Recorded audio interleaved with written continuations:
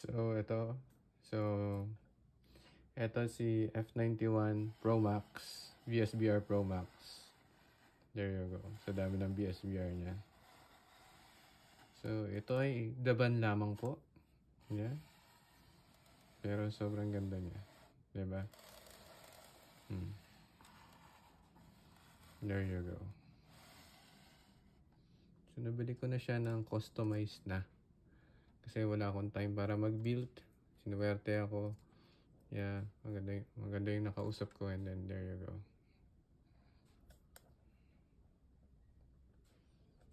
Diba? There you go. Naka-chrome finish siya.